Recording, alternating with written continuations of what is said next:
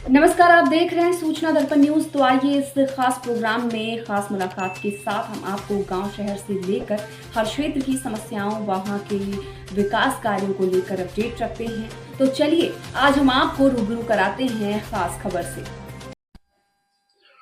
सूचना दर्पण न्यूज से किशन सोलंकी। हम अभी पहुंचे ग्राम पंचायत मानस के जो वर्तमान सरपंच है सुश्री मीरा कुमारी और उनके जो प्रतिनिधि है उनके भाई कंवरराम जी खराड़ी, वो हमारे साथ है। उनसे हम बातचीत करेंगे जैसे ग्राम पंचायत के मुद्दों की और विकास की बात करें, क्योंकि पूर्व में भी यह स्वयं सरपंच पद पर रह चुके हैं और अब की बार इनके सिस्टर है, तो उनसे जानकारी लेंगे भी ग्राम पंचायत मानस में ऐसी क्या समस्या थी जिनको लेके आप चुनाव मैदान में और जनता ने आपका सपोर्ट किया। तो आइए मिलते हैं सरपंच साहब। सरपंच साहब नमस्कार। नमस्कार सर। सूचना दर्पण चैनल का मैं ग्राम पंचायत मानस में हार्दिक स्वागत अभिनंदन करता हूं। बिल्कुल, बहुत अच्छा। तो जैसे सरपंच साहब बात करते हैं अपने ग्राम पंचायत मानस की, तो अब की बार क्योंकि पीछे आप खुद रह चुके हैं सरपंच पद पर, अब की बार आपके सिस्टर है, तो ग्राम पंचायत की बात करें मानस की, तो कुल मिला के पहले ये बताइए कि सबसे पहले आप अपना एक राजनीतिक परिचय बताइए कि राजनीति में आप कब से इंटरेस्टेड है। सर सबसे पहले तो मैं मेरे से पूर्व सरपंच था दीताराम बूच। बिल्कुल। उसके साथ में 2 बार निर्विरोध वार्ड पंच रहा सर। बिल्कुल। वार्ड नंबर 1 से जी। जनता ने मैंने उनके साथ में रह के अच्छा काम किया। बिल्कुल। और मेट गरीबी करी मैंने। बिल्कुल। और वन विभाग में अच्छा काम करा और लोगों का सपोर्ट। उसके बाद मैं वापस कंट्रोल का काम भी कर रहा था। बिल्कुल। तो सभी लोग हर माह मेरे पास आते थे, उनका व्यवहार बिल्कुल और मतलब अच्छा काम जनता से जुड़ा होता, कुल मिला के सब जनता से जुड़ा था। बिल्कुल। तो अच्छा व्यवहार भी था मेरे, तो व्यवहार के हिसाब से मैंने ये राजनीतिक सुनी मैंने। बिल्कुल। तो जैसे सरपंच साहब बात करते हैं अपन इस कार्यकाल की, इस कार्यकाल के अंदर आपके सिस्टर है यहाँ सरपंच वर्तमान में, और वैसे बात करें इस कार्यकाल की तो लगभग आपका जो कार्यकाल है वो कांग्रेस की सरकार में निकला है, और अभी जो वर्तमान में बात करें तो राजस्थान में भाजपा की सरकार है। तो जैसे बात करें अपन ग्राम पंचायत मानस की, तो सबसे पहले आज आपको पता है हर चीज का, क्योंकि आप एक पढ़े लिखे युवा और जवान हैं, क्योंकि शिक्षा ही जीवन है, शिक्षा के बिना जीवन का कोई आधार नहीं है। तो अपनी ग्राम पंचायत की बात करें मानस की, तो शिक्षा का स्तर कैसा अपनी ग्राम पंचायत में आपके इस कार्यकाल में?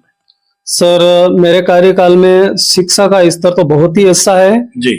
मतलब यहाँ की लड़कियां स्टेट लेवल, बिल्कुल, और जिला लेवल लोक्रेस हैंडबॉल में, बिल्कुल, और विदेश में भी अभी वर्तमान में खेल के आई है, बिल्कुल, और 2nd नंबर पे रही जी। और खेल के साथ साथ में मतलब पढ़ाई भी, मतलब स्कूलों में हर समय में 1 माह में 1 बार तो मैं राउंड काटता हूँ, बिल्कुल, और हर स्कूल में जाता हूँ और जो समस्या का समाधान भी करते हैं। विशेष पढ़ाई के साथ साथ में अभी स्कूलों में जर्जर की स्थिति है, बिल्कुल बिल्कुल। 2-3 स्कूलों ऐसी है जो आज की स्थिति बहुत ही खराब, मतलब बिल्कुल खराब है। बिल्कुल बिल्कुल।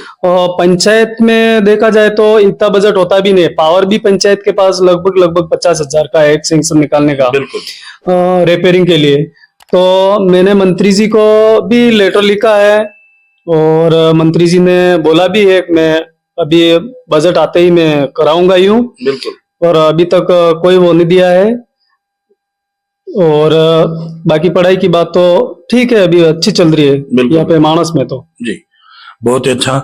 जैसे सरपंच साहब अभी आपने बताया कि जो बिल्डिंगों की जर्जर हालात है, क्योंकि हमने और भी ग्राम पंचायतों में देखी है, क्योंकि अभी बारिश का समय है, तो बिल्डिंग हमने ऐसी देखी है कि जहां जानवान आने की घटना कभी भी हो सकती है, क्योंकि विद्यालय में आज स्ट्रेंथ होती है, उस टाइम विद्यालयों की मरम्मत कार्य और विद्यालयों की जो बिल्डिंग है उनकी देख रेख करनी बहुत महत्वपूर्ण हो गई, क्योंकि बहुत जरूरी है।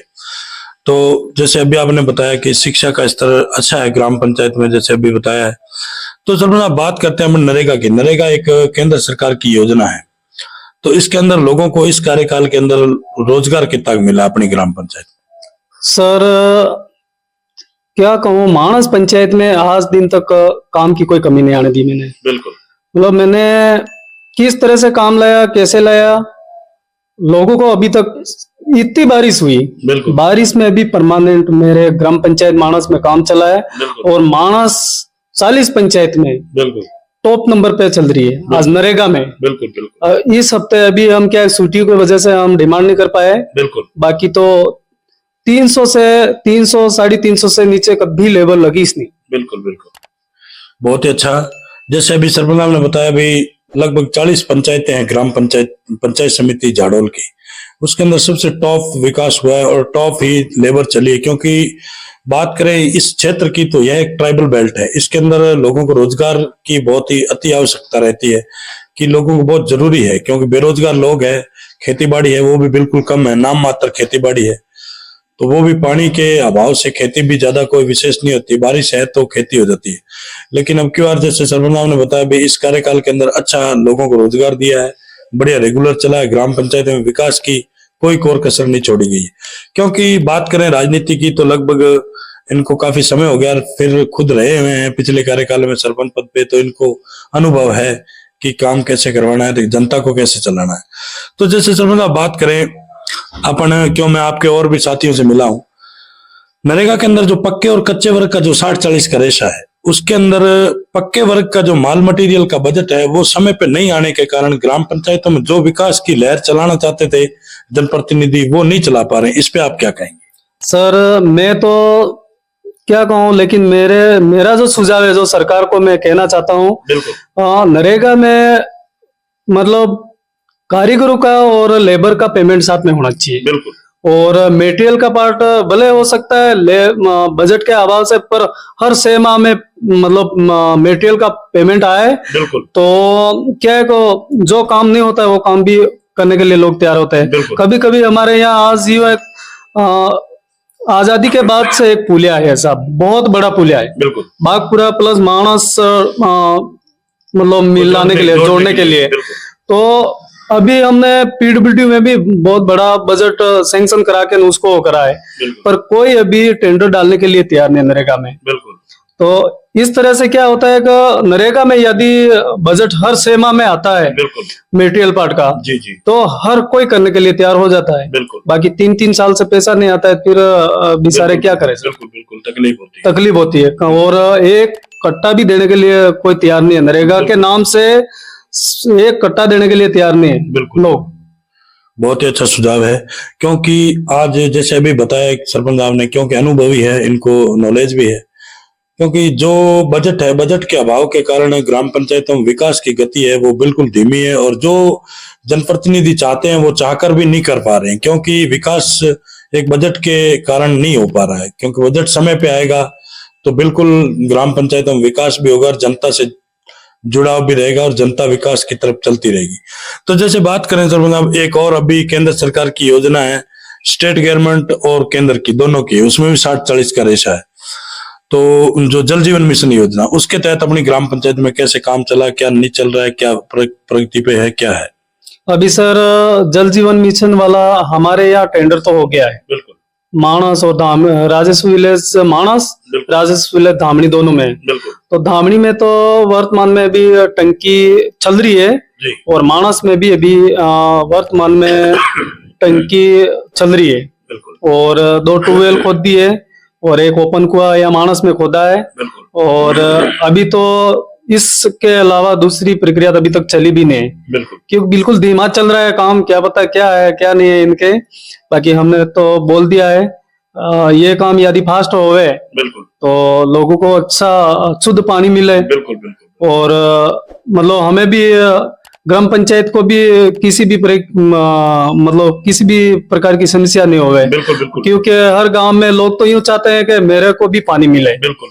हेडपंप के लिए, पनघट के लिए बार बार वो करते हैं। तो यदि ये जनता जल यदि घर घर नल पहुंच जाता है तो ये बजट तो बसे। बिल्कुल, बहुत ही अच्छा। जैसे बात करें अभी, जैसे सरपंच साहब ने बताया कि घर घर नल योजना पहुंचे तो जनता हमारे से भी जुड़ा हो रही, इसका भी एक बहुत बड़ा यानी कि उदाहरण है कि जैसे ये चुनाव लड़े थे इस कार्यकाल के अंदर पिछले में, तो इन्होंने बहुत बड़े वादे किए थे लोगों से, हम ये करवाएंगे ये कर, लेकिन बजट के अभाव के कारण लोगों के जो वादे हैं उन पे खरा नहीं उतर पाए।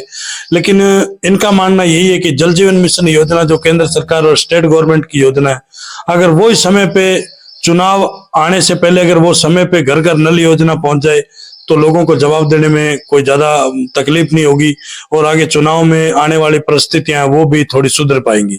क्योंकि वापिस जब जनप्रतिनिधि चुनाव लड़ेंगे तो जनता के सामने जाना एक बहुत ही बड़ी यानी कि उपलब्धि हो जाएगी कि भाई हमने काम करवाया है और हमारे मार्फत से ये जल जीवन मिशन घर घर जल जो पहुंचा है वो एक इस कार्यकाल के अंदर।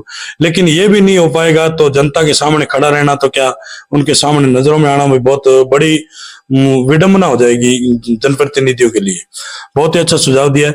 तो सरपंच आप जैसे बात करें अपन, क्योंकि आप एक लंबे समय से चलते आ रहे हैं और हमारे देश के जो माननीय मोदी जी है उनका एक सपना था कि देश को भ्रष्टाचार मुक्त बनाना है। आपको क्या लग रहा है, भ्रष्टाचार बढ़ रहा है या कम हो रहा है?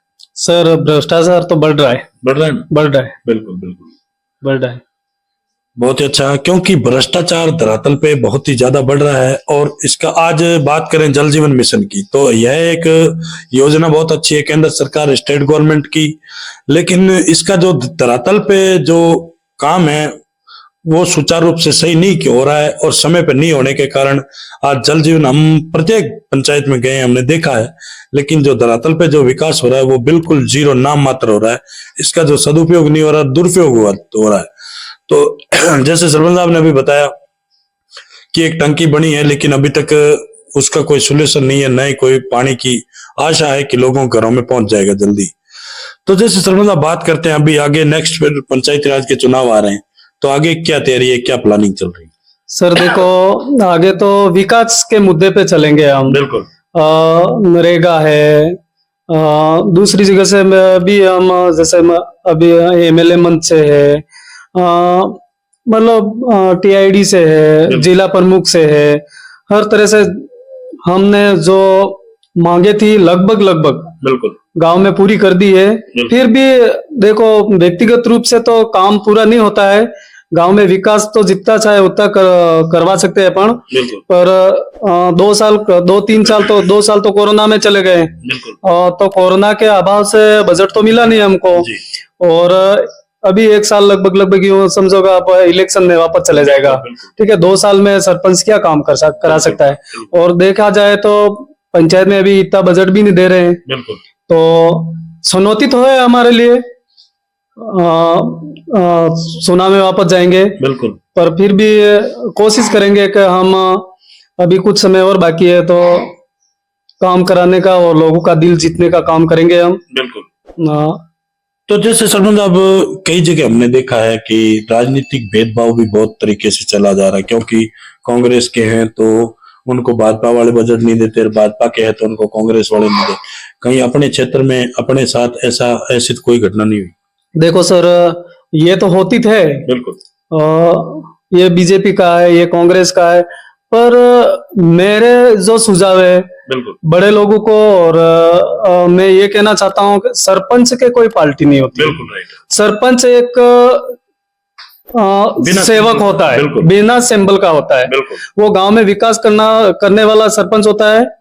सरपंच एक ऐसा सरपंच होता है जो कि गांव का तस्वीर बदल सकता है। बिल्कुल बिल्कुल। सीधा पैसा सरपंच कहाँ समस्या है कहाँ नहीं है वो सरपंच ही जानता है, हर ढाणी में हर घर जाता है, इसलिए ये भेदभाव नहीं करना चाहिए। बिल्कुल बिल्कुल।